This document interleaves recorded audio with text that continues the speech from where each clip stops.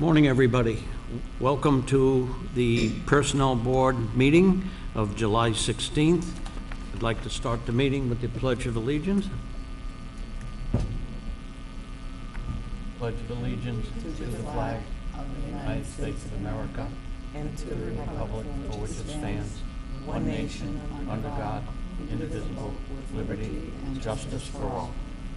Thank you, everybody. I should have been able to see that. First on the agenda is the minutes of June 18th will be tabled. Carol was on vacation last week, working hard on her house. We will have 2 sets of minutes for the next meeting to be approved. Citizens' comments, there are none. Old business, item A, wage study. Did anybody have the opportunity to watch the selectmen's meeting for July 7th? I did not. Would anybody like to comment on the meeting? No. Okay, I would.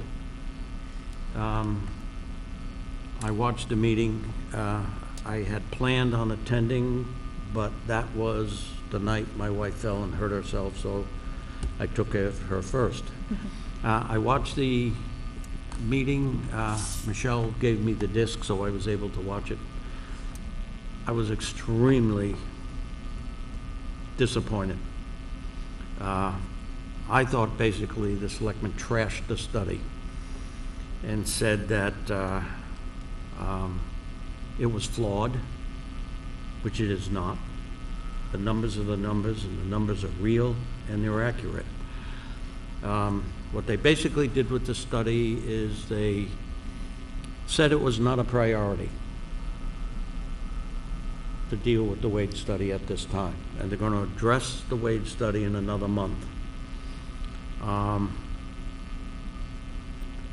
won't go into details now that I've managed to calm down a little bit, but I was extremely, extremely disappointed.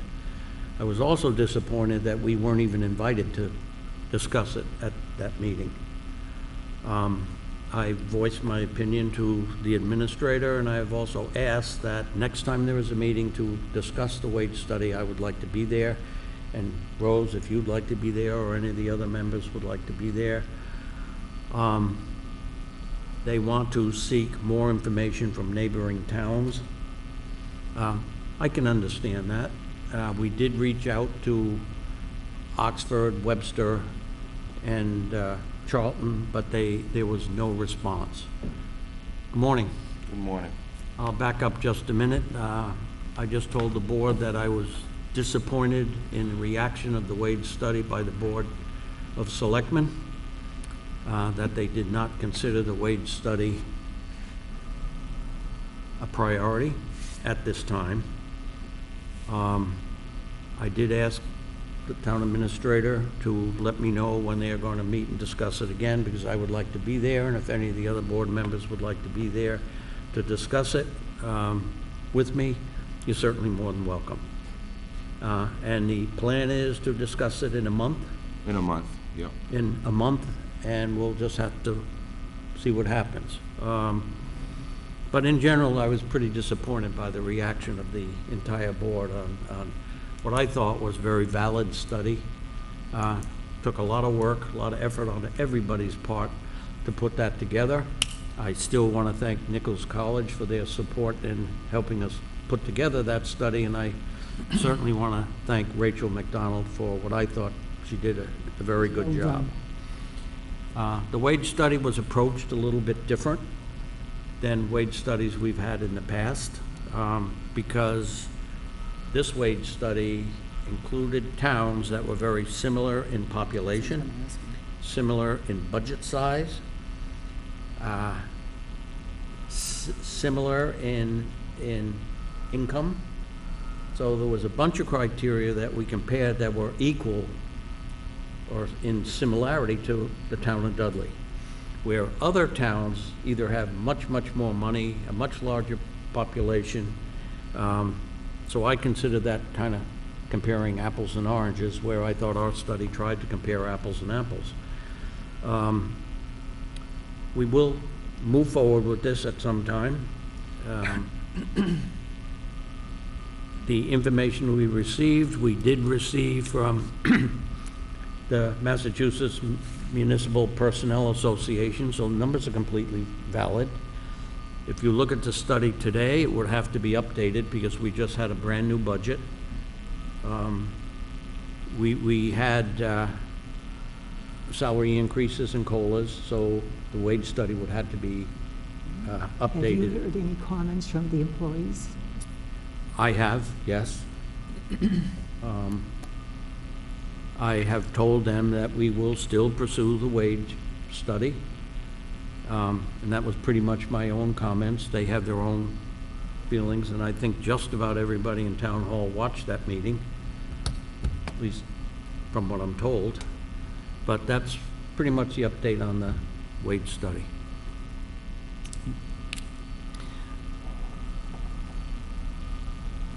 Carol, the wage chart with the MMA, did we send the results of our wage chart?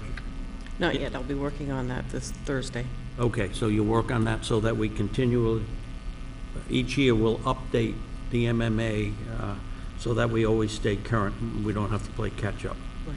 Thank you. Item number 4, new business. Water and sewer administrative assisted interviews. Lorna, Mary Beth, and myself conducted interviews.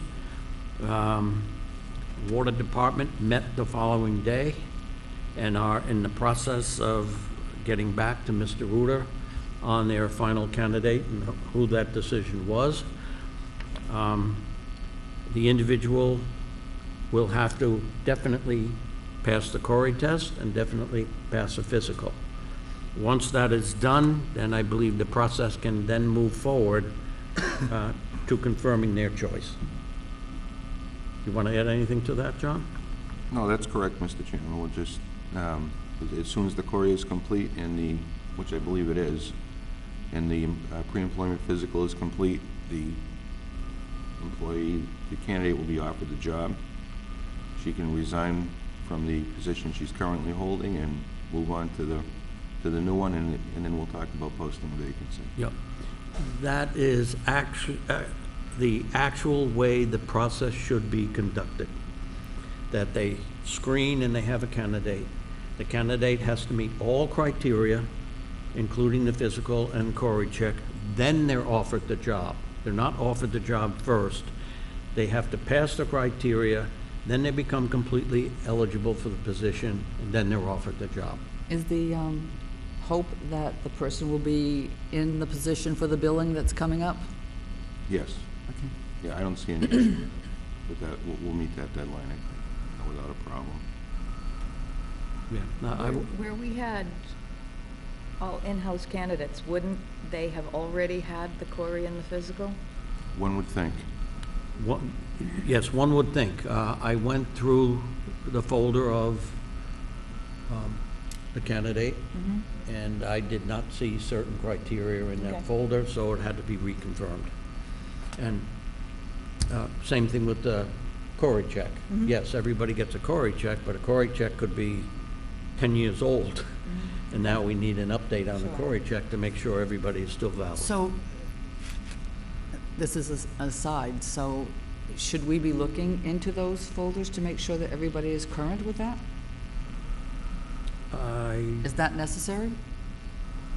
I'd rather have an event that triggers us to check it rather than to go ahead and check it, Yeah, because then you have to back out of, All right. yeah. I don't think we're that far behind in terms of the Corey checks and the pre-employment physical. A lot of So it's our just- employees are fairly recent, and a lot of them I know have had Corey checks. But yeah, there are some that probably haven't had a Corey check in a while, but we'll have to take it as it comes up Right. and go from there. All right. Personnel director's comments? Personnel director's comments? Mr. Chairman, last night I submitted to the Board of Selectmen and Ms. Shull at the end of this meeting and give to this board, maybe for your next agenda, a updated FMLA policy. Our personnel handbook only spoke to the fact that we had an FMLA policy and we adopted it, but we didn't have any of the criteria spelled out or define what the policy is, so that's been updated. That's gone through general counsel, as well as the Small Necessities Leave Act. Again, in our personnel handbook, it says that you can take Small Necessities Leave Act, but it doesn't specify any of the criteria for small necessities, so that's been updated as well. Also, a proposed vacation carryover, which has not been accepted yet. I'm gonna give it to the personnel board after this meeting as well, to take a look at it, and I'd like you to do the same thing if the selectmen approve that. Basically, we had a system in place in our personnel handbook that says there's no vacation carryover allowed. But apparently, when I took this job, apparently I found out that the past two TAs were overriding that and allowing certain amounts of vacation to be carried over. Nothing seemed to be evenly applied. There was no limit to the amount that could be carried over. It was all discretionary and subjective. And so what I'm proposing is an allowance to give employees the ability to carry over 25% of the time they're entitled to earn for a month. And it's a use it or lose it situation still, as it cannot be eligible for buyback. So in other words, if you earn 4 weeks and June 30th comes and July 1st comes and you haven't been able to use it all, you're eligible to carry over 25% or up to 1 week of that earned time. And you have to use it within a month. Within a month? Within the month. Okay. The Board of Selectmen have to approve it first? I don't see any issue with it being approved. It was just more or less a Scribner's error last night, why it didn't pass through. All But I'm right. going to give it to this board as well. Okay. So you want us to vote? Vote to include it into the personnel manual, handbook. And you want that motion today? No, well, I'd prefer to have the policies in front of you so you Yes. can see them and then vote on them. For to see it. Okay. Yeah, I'd like to read it, and sure, we'll vote it at our next meeting. Sounds good. Okay. And then this memo, is this in everybody's folder? Yes, everybody has a copy of it? So I won't go through every line of it, but there's a few sections in here, and this is again gone through town council as well. One of the larger issues that I faced when I took over the job was that we weren't having appointing authorities authorize payment of payroll. Essentially, employees were submitting their own payroll, signing it, and it was being processed. We can't do that. We have to have, appoint an authority or somebody delegated to look at that time. So this memo gives independently elected boards the option to delegate one member of their board, vote it in open session, delegate one member of their board to, on a weekly basis, approve the time, or they can delegate it to me, depending on what they want to do.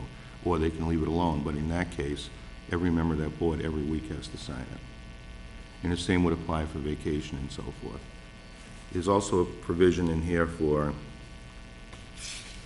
letting me know when an office is going to be closed, just so we can make sure that the town hall is properly staffed during the day. And that's another thing that I'm asking, rather than pushing the issue, I'm just asking for the courtesy of being advised when a person's going to be out for the day, just so I know that when the citizen comes to the town administrator, the selectman's office, I don't have to look at that citizen and say, well, I didn't know it was closed. We want to have at least a response and a plan in place before we close an office for a day or two.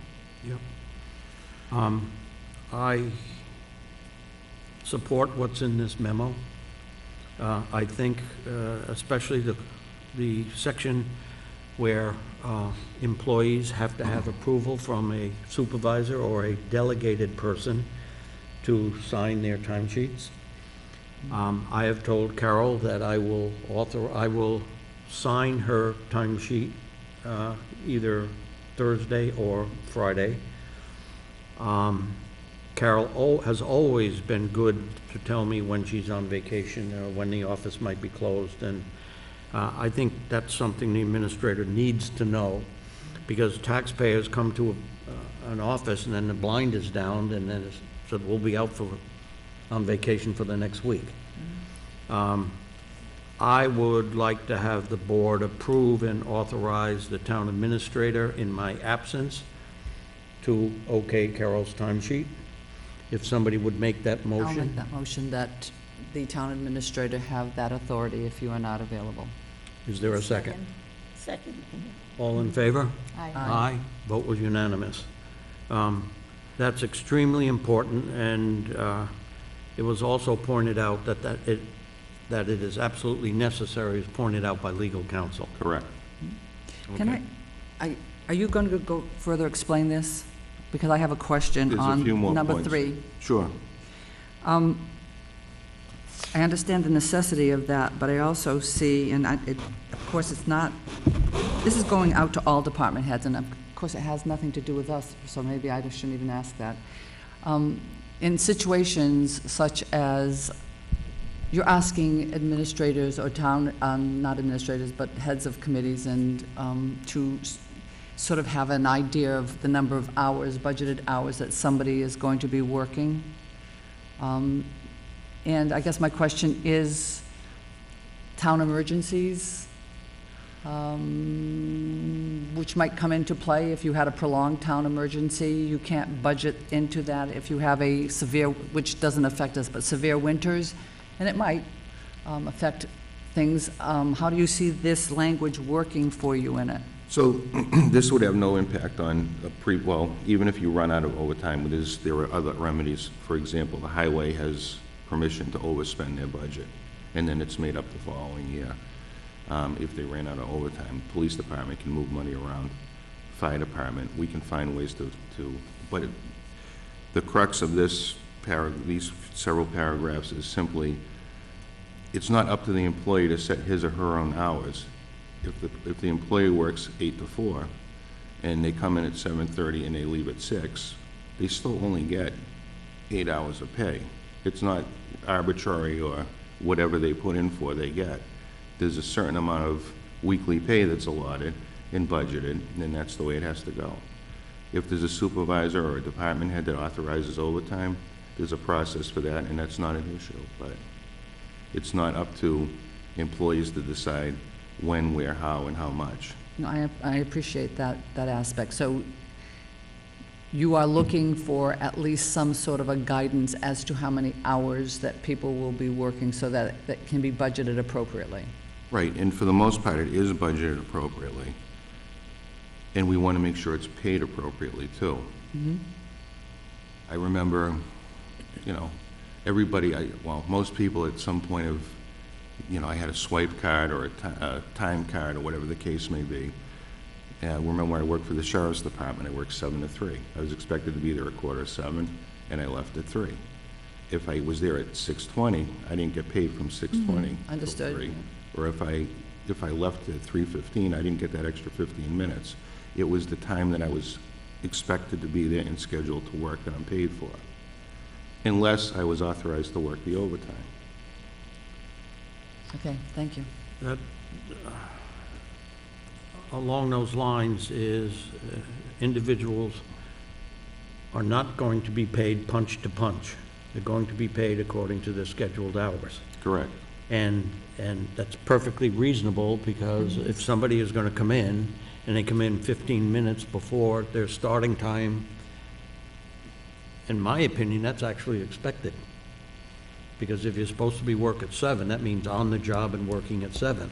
If you punch out at 3 o'clock in the afternoon and you punch out at 3:10 after you got yourself organized, you only get paid till 3 o'clock. Mm-hmm. So it's a very reasonable approach. Okay. What Jonathan has been doing, he's been working with legal counsel to tie up a lot of loose ends that we've had for years. I think the approval of timesheets is extremely important, because the employee should not be allowed to just sign their card and just turn it in. Somebody has to approve the hours that that person has worked. And that only makes common sense. So, the rules and the guidelines apply to everybody. That's what I would expect if I were in charge also. So I give Jonathan a lot of credit for working hard to tighten up a lot of loose ends that we've had, and this memo is important. Does there need to be a motion or action taken on this? Jonathan, do you want us to approve this memo?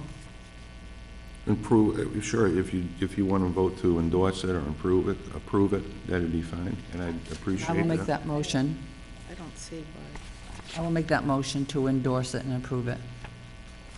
Do I have a second? He's allowed to leave the building during Okay, working I'm hours. sorry, then I'll withhold that for another time. Okay, we'll answer that in a Are minute. Right employees now, we allowed to have, leave the building during working hours? Well, people have a break and a lunch period, of course, sure. I wouldn't have any problem with that. I question that because when I worked for the state government, you could not leave the building unless you were on company business. Because they said if you went out and got hit by a car, you would not be covered because you're on personal time. So I question that. So technically, when you go to lunch, it's where we pay 39 Oh, hours lunch instead is of 40. different, Right. but see, we don't have a time clock here. So it's hard to say when a person is on the clock and when he's not on the clock.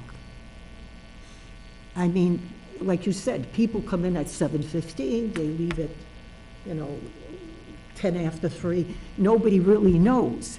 So you can't, I don't want to micromanage anybody, but I'm just curious.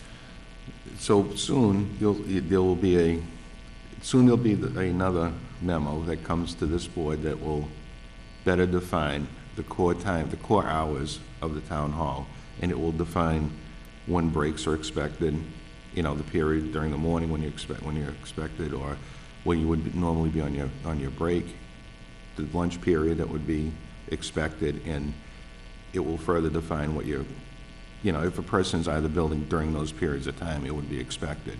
Or if it would be expected that they're on the lunch break. If they're out of the building at 12 o'clock, they're on their lunch break.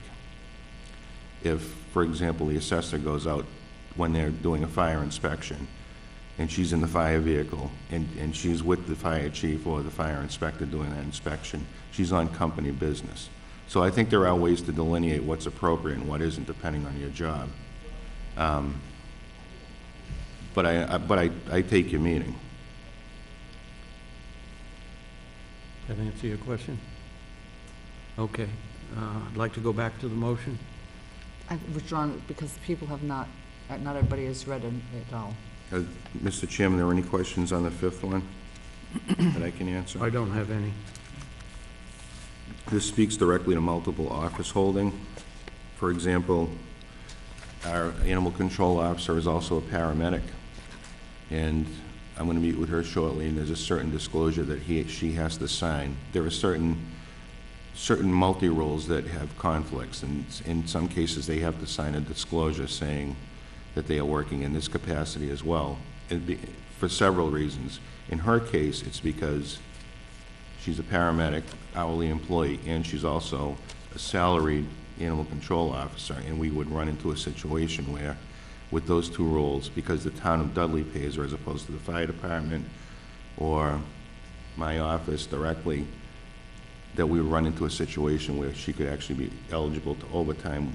Who would pay it? How is it approved? So we want to make sure that we're working within fair labor standards for all of our combined roles. So we're taking a look at everybody who has dual roles and work in dual departments to make sure there's no conflicts, and if there are conflicts, we'll try to deconflict and make sure we're doing it appropriately. Okay.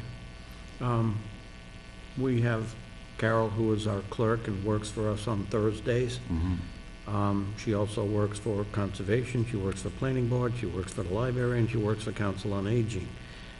you're going to look into that position also? We're going to look into that position also, but now there's an example of where it's a good idea to delegate, because she doesn't want, you don't want to be in a situation where you're chasing people around town every time your payroll is submitted. So conservation, the library, all those people are going to have to delegate to one person or to me to approve that time. Otherwise, we're going to have 4 or 5 different signatures minimum on her timesheet. Yep. I would suggest that those board members or chairman, I would suggest that they delegate that authority to you, because there are a lot of people that they're working out of town. For example, conservation, he might be working in Boston or whatever. So I think it's very, very important that they have somebody that is in the building that can authorize payment so that Carol gets paid. I can come into town, so it's no problem for me, and plus I like to know her hours anyway. But in my absence, we just authorized Jonathan to go ahead and do that. Okay. I have something to say, excuse me, something to say. Jonathan, when I was working in different departments, I was working as a floater, which was one position, but it was in different departments. Could you do something like that? I'm looking at that. I'd love to be able to do something like that. But, And that was under the selectmen. right, I'd love to be able to do something like that. I think it would make life a lot easier for everybody. Yeah. I'm not quite there yet. I think any employee who has multi-tasks is actually a very valuable employee, because then they can go work and do work for this department, they can go do work for this department. That's what I call skill base. Joan, when you worked as a floater, you worked for the personnel, you worked for the accountant, some planning board, were you paid the same salary or different? You were? Same salary. Okay, that makes it a lot easier. But it was as a floater, Yes, as a floater, and it was under but the... working in different departments. Yes, and it was under the selectmen's budget. And they signed the payroll. Okay, are you paid the same salary? No. You get different So salaries in for a each? case like that, would one, if you were helping in the selectman's office, would you just have the town accountant, the town administrator sign for all of them? Or did you have to go to each one? You had to go to the personnel board because you It was were, only you one. just said one, Because of your position, the one way it time was sheet, described. and that was it. Okay, so you get paid different salaries for each? For conservation, and the rest are the same. Okay, so we need to look at that. Okay, all right. I know we decided we weren't going to make a motion to approve this, but what I would like to do is have somebody make a motion that we accept it. I'll make that motion that we accept it. To be considered. Okay, do I have that motion? Yes, I make that motion. Second? Yeah, I'll second it. All in favor? Aye? Aye. I'll abstain because I haven't read it yet. Okay, that's fine. I think that an approval to approve this it's a memo that Mr. Ruda sent to all the department heads. To me, it doesn't seem like it should be something that we approve. If we were changing policy and updating the personnel handbook with these, then that makes more sense to have a vote to approve. So that's why accepting is Maybe different. accept or endorse or something would be the appropriate, after you've had a chance to read it. Yep, that's fine. That's fine. All departments heads have this memo. All employees have this memo, so that they understand their responsibilities also. But I think it's definitely a good step forward, especially with getting approval for timesheets. So I'm certainly in favor of that portion of it. Yeah.